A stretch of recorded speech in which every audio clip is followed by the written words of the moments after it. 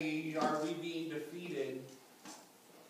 And God has to remind him, well, what did I tell you? What did I command you? You turned away from me. The people turned away from me, and so I couldn't be with you. And not only were these stones there, they had the Ark of the Covenant with them. Talk about the presence of God going before them. It was a constant reminder that God was with them and God was going with them. There's a reason Joshua said, carry the ark into the Jordan River. Because God was going to show them. The ark was simply a representation of God being with them. And God going first was a reminder that here's what happens when you keep me up front and keep me number one in your life. Here's what I'm going to do for you. But you disobey and you don't keep me first, then things are going to happen you're not going to like. And the same is true in our own lives. Yes, we have in life, we have those constant ups and downs, and we have those things that happen, but if we have God first, He's going to carry us through. We have that assurance.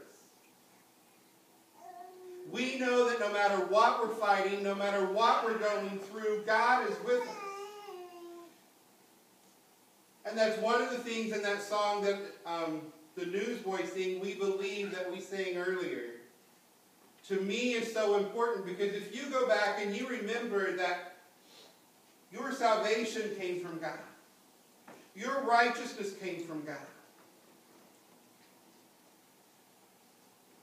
The fact that you can stand before Him as holy comes from God. We have those reminders with us all the time. The Holy Spirit lives inside of us, again, as a constant reminder to us that I'm going to be with you and I am going to see you through this. You don't have to worry. I'm with you.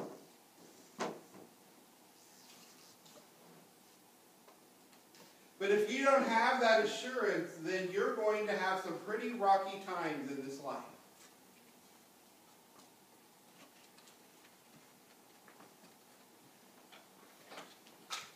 I don't know how some people do what they do without God.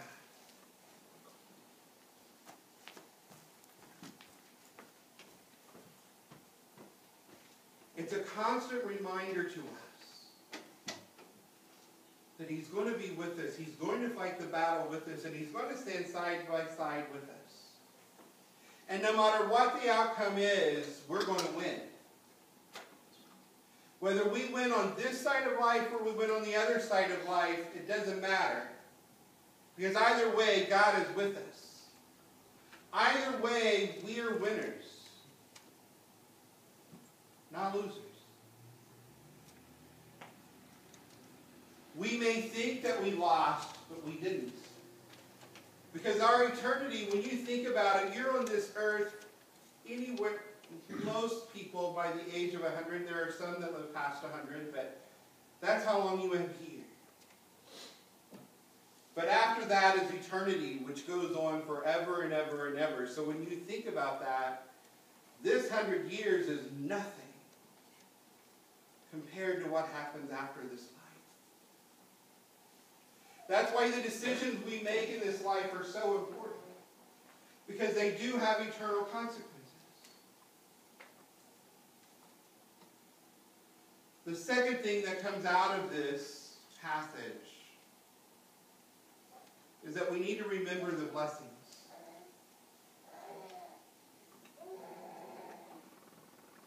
All of us have things in our life that bring us joy.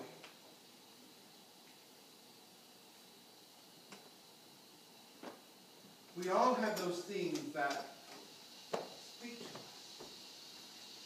Just as I can look at this and I remember vividly my grandmother and all that she did. All that we did together. To you, all you see is a little old hymnal that doesn't mean anything to you. But to me, I can pull this out and I can begin having memories of my grandmother in my childhood over and over and over. And it brings me joy. Also, when you walk into our house, you see Cynthia and I's wedding picture, and you see the knot that we tied, and our purity rings are in that knot. It brings joy to me to know that Cynthia and I did it right.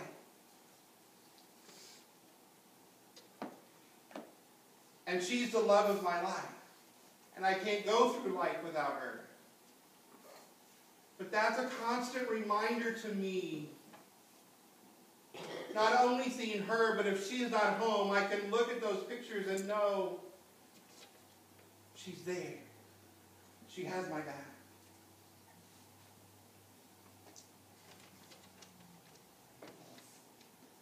We all have those blessings in life that we need to hold on to.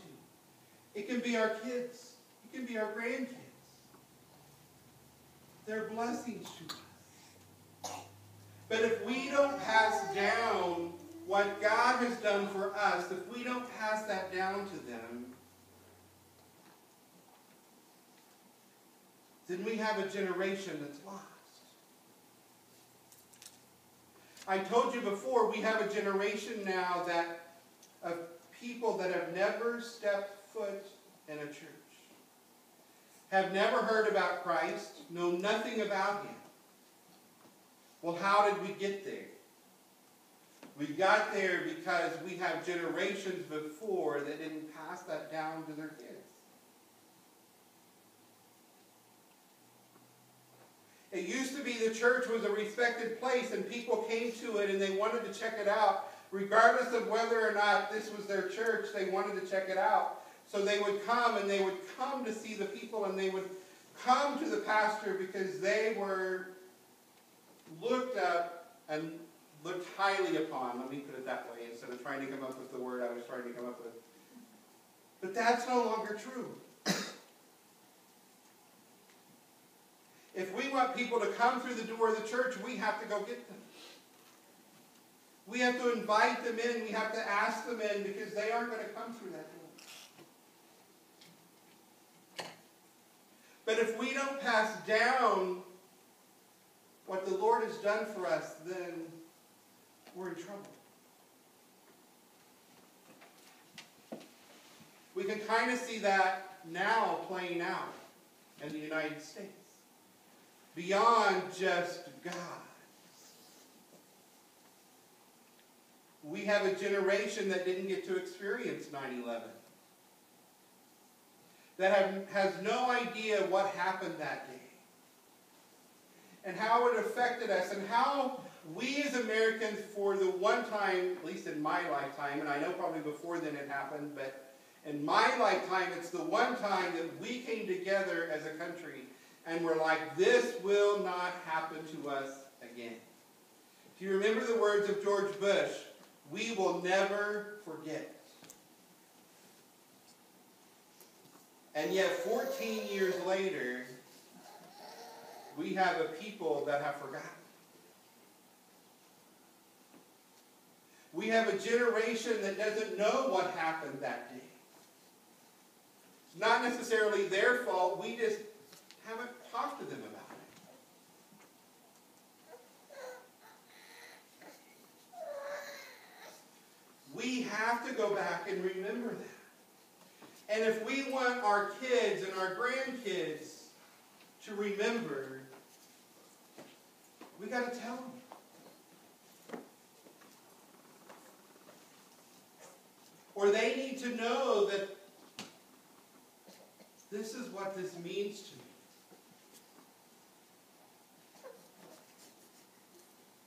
It can be a visual reminder. It can just be something that we pass down verbally, but it has to get back.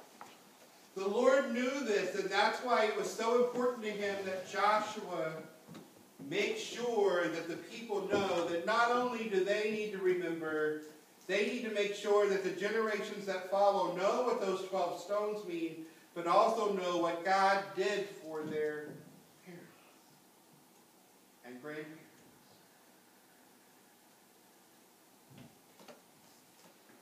Another very interesting thing that happens in this passage that you can read right over and not even realize it is, I think it's in verse 15. It's either 15 or 16. The Lord doesn't call it the Ark of the Covenant. If you notice and go back and read it, he says the Ark of the Testimony.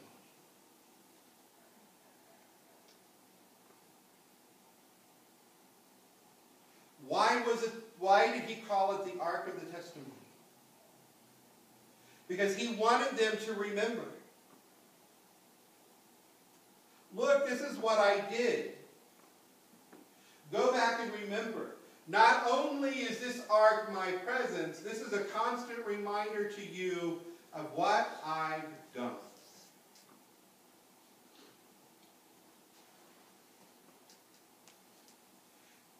And if you want to go back and look at, it can also mean, I went back and looked up this word in the Webster Dictionary. It can also mean a proof or evidence that something exists or is true. It can also be a first-hand authentication of a fact. Boy, I am tongue-tied today. So not only was it there as a reminder for them, this is what I did for you. This is your testimony. When you look at this ark, you remember what I did for you. But it's also the proof that I did it.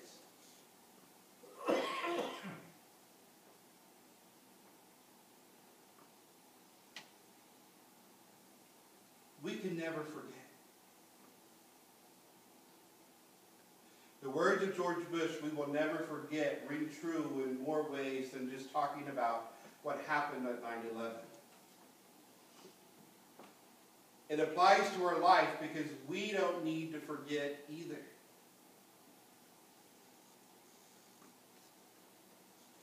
We never can forget what God has done for us, what He's carried us through, and what He's done for us in our lives. And that will serve as a reminder to us His faithfulness, His trustworthiness in our life. Well, you may say, well, okay, how does this apply to me today? Well, it applies to us because if your children and grandchildren don't know what God has done in your life,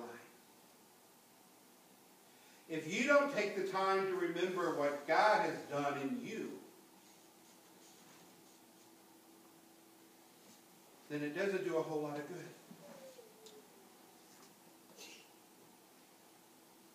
I had to write a paper this week on self-care, which doesn't mean anything to you guys probably, but for my master's class, it's a required writing that I have to lay out in my life from every aspect of my life and what I'm going to do to make sure that that stays in check. It's a counseling class.